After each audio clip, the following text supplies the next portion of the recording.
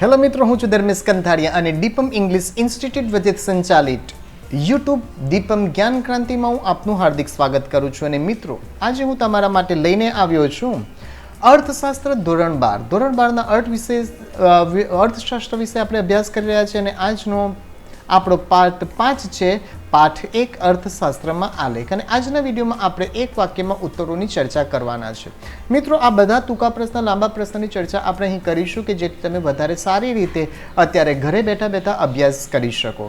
ચાલો મિત્રો, આપણે ચર્ચા નહીં કરીએ, વધુ સમય નહીં બગાડીએ, પરંતુ રિક્વેસ્ટ જરૂરથી કરીશ કે હજી સુધી તમે જો યુટ્યુબ ચેનલને સબસ્ક્રાઇબ ના કરી તો કરી દો. તમને કામ પસંદ પડે તો લાઇક કરો, નહીં પસંદ પડે તો એટલીસ્ટ ડિસલાઇક કરો.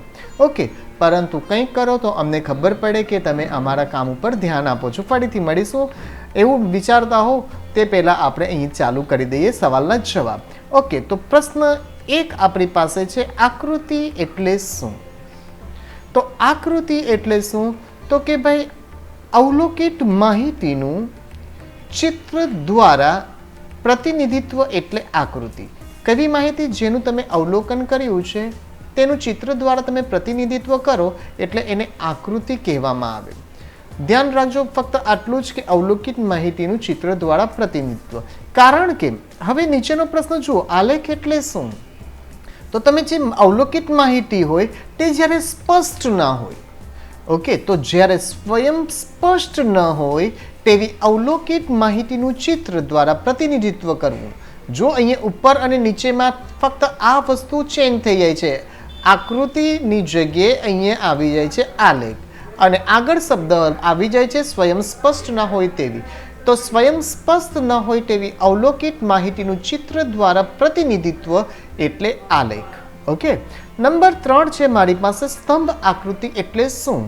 તો સ્તંભ આકૃતિ જે છે તે કોઈક એક જ આધાર ઉપર, કોઈક એક આધાર, કયા કયા છે આપણે જોયું છે, સમય, પ્રદેશ કે સ્થળ, કોઈ એક આધાર ઉપર, તમે આ બ્રેકેટ નહીં લખો તો ચાલશે, હા, કોઈક એક આધાર ઉપર કોઈ ચલનું મૂલ્ય દર્શાવતી આકૃતિ એટલે સ્તંભ આકૃતિ. ક્યારે? કોઈક એક આધાર ઉપર ચલનું મૂલ્ય દર્શાવતી આકૃતિને શું કહેવામાં આવે? સ્તંભ આકૃતિ કહેવામાં આવે. ચાલો મિત્રો, આગળ જઈએ. તો વૃતાંશ આકૃતિ કોને કહેવામાં આવે? વૃતાંશ આકૃતિ એટલે પાઈ. ઓકે, તમારે આ ધ્યાન રાખવું પડશે, કારણ કે મિત્રો કેટલીક વાર વિદ્યાર્થીઓ ભૂલી જાય છે સારું વૃતાંશ શું છે. આવી જ્યારે ડિઝાઇન હોય તેને વૃતાંશ કહેવામાં આવે. તો કુલ માહિતીના પેટા વિભાગોને, કુલ માહિતી એટલે આપણી પાસે ક્યાં તો 100% લઈ શકીએ, શું લઈ શકીએ? 100%, અથવા તો 360° લઈ શકીએ. કુલ માહિતીના પેટા વિભાગોને વર્તુળના અંશના પ્રમાણમાં, મીન્સ 360ના પ્રમાણમાં દર્શાવતી આકૃતિને વૃતાંશ કહેવામાં આવે છે.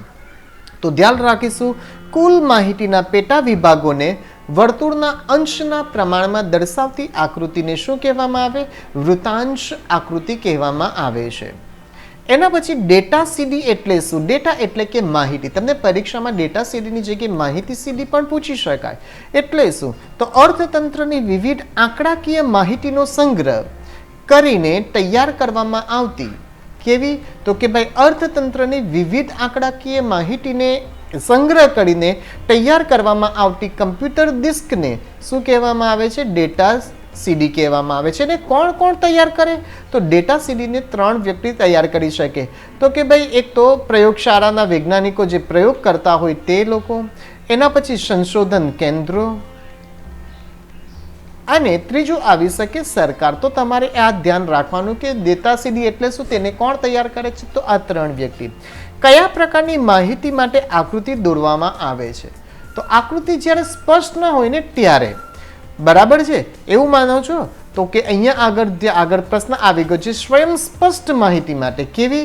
જે સ્પષ્ટ હોય તેના માટે શું દોરવામાં આવે? આકૃતિ. અને સ્વયં સ્પષ્ટ ન હોય તેના માટે શું દોરવામાં આવે? આલેખ. યાદ રાખજો ધ્યાનથી, સ્વયં સ્પષ્ટ હોય તો આકૃતિ દોરવામાં આવે, અને સ્વયં સ્પષ્ટ ન હોય ત્યારે શું દોરવામાં આવે? આલેખ દોરવામાં આવે છે. એના પછી જોઈશું આલેખ માટે વપરાતી માહિતી કેવી હોય છે. તો મેં હમણાં જ કહ્યું કે આલેખ માટે વપરાતી માહિતી જે તે સ્વયં સ્પષ્ટ હોતી નથી. આલેખ દોરવા માટે અને સમજવા માટે શું જરૂરી છે? તો આલેખ દોરવા માટે અને સમજવા માટે તમારી પાસે આંકડાશાસ્ત્રનું જ્ઞાન જરૂર છે. શાનું? તો કે ભાઈ આંકડાશાસ્ત્રનું જ્ઞાન હોય તો તમે આલેખને સમજી શકો, દોરી શકો. આલેખ દોરવાનું ક્યારે અશક્ય બને છે? તો કે ભાઈ આલેખ દોરવાનું અશક્ય ત્યારે બને છે કે જ્યારે આપણી પાસે ચોક્કસ સ્કેલ માપ ના હોય. જ્યારે ચોક્કસ સ્કેલ માપ ના હોય ત્યારે આલેખ દોરવાનું શું બને છે? અશક્ય બની જાય છે. એના પછી જોઈશું મિત્રો આપણે આલેખનો ઉપયોગ ક્યારે થતો નથી. તો ક્યારે નહીં થાય કે જ્યારે આપણે માહિતી સામાન્ય પ્રજાને સામે મોકલવી હોય. તો સામાન્ય પ્રજાને માહિતી આપવા માટે આલેખનો ઉપયોગ થતો નથી, કારણ કે સામાન્ય પ્રજા પાસે આંકડાશાસ્ત્રનું પૂરતું જ્ઞાન હોતું નથી. તો એ જે માહિતી છે એનું માહિતીનું વિસ્તરણ અલગ રીતે થઈ જશે.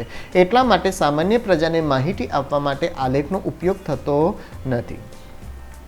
કોઈ ઉદ્યોગમાં થતા નિયમિત પરિવર્તન શાના વડે દર્શાવાય છે? નિયમિત પરિવર્તન. તો નિયમિત પરિવર્તન એટલે કે દર મહિનાનો પરિવર્તન હોઈ શકે, એટલે કે માસિક હોઈ શકે, દર વર્ષનો હોઈ શકે, એટલે કે વાર્ષિક હોઈ શકે.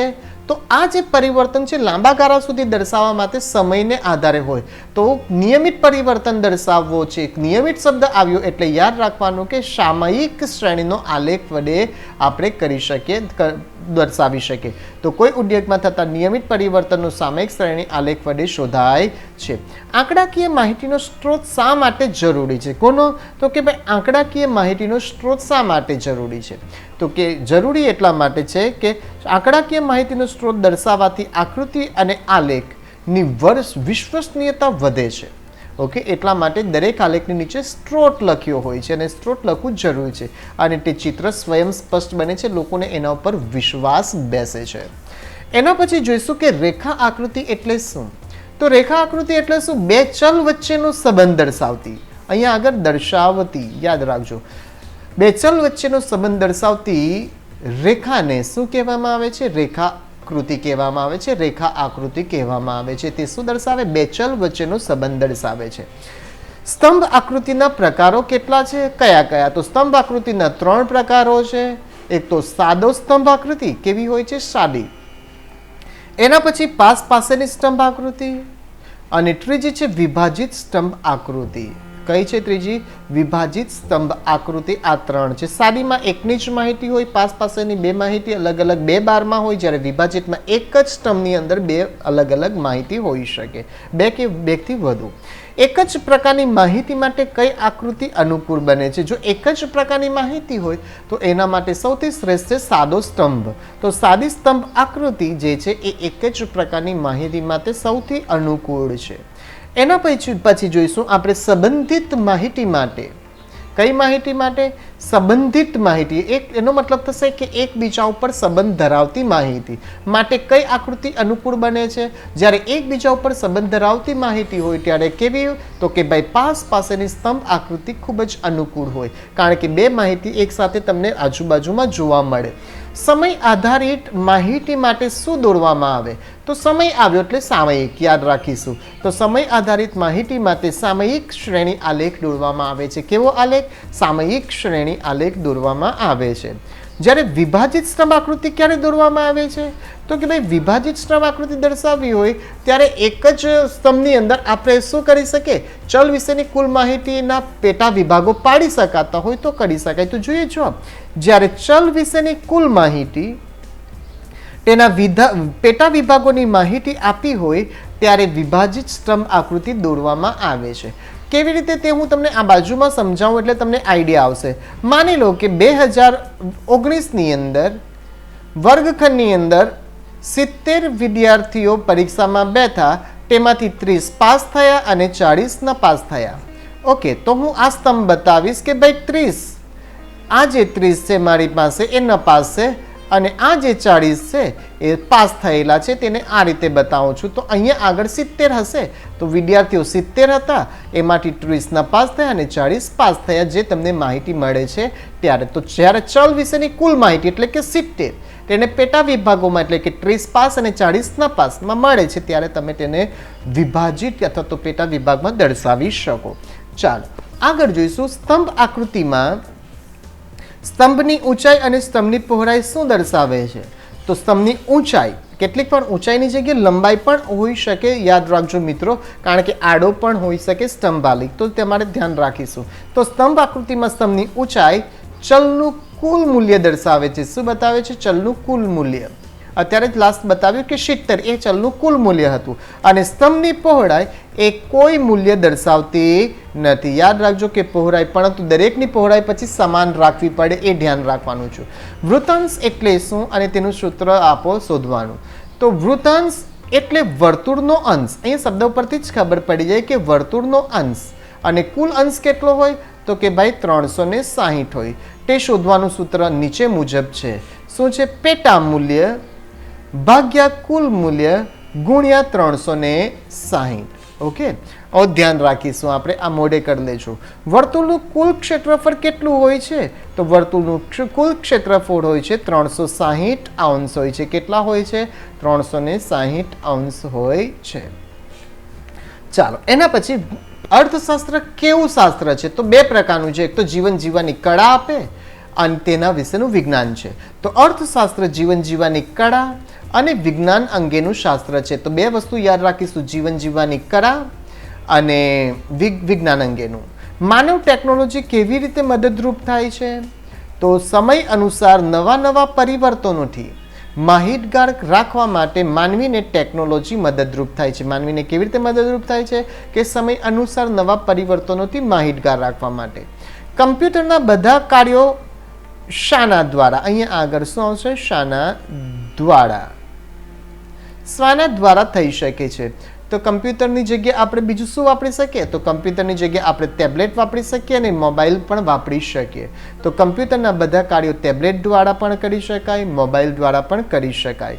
અને છેલ્લું છે CMIE નું પૂરું નામ શું છે? તો CMIE નું પૂરું નામ છે centre for monitoring Indian economy. અહીંયા અવતરણ ચિહ્નમાં લખવું પડશે. શું છે CMIE નું પૂરું નામ? તો centre for monitoring Indian economy. મિત્રો, જો તમને અમારું કામ પસંદ પડતું હોય તો પ્લીઝ તેને લાઈક કરો, શેર કરો, અને ફરીથી કહું છું પ્લીઝ સબસ્ક્રાઇબ કરી લો આપણી YouTube ચેનલને. ફરીથી મળીશું, ત્યાં સુધી મને રજા આપો.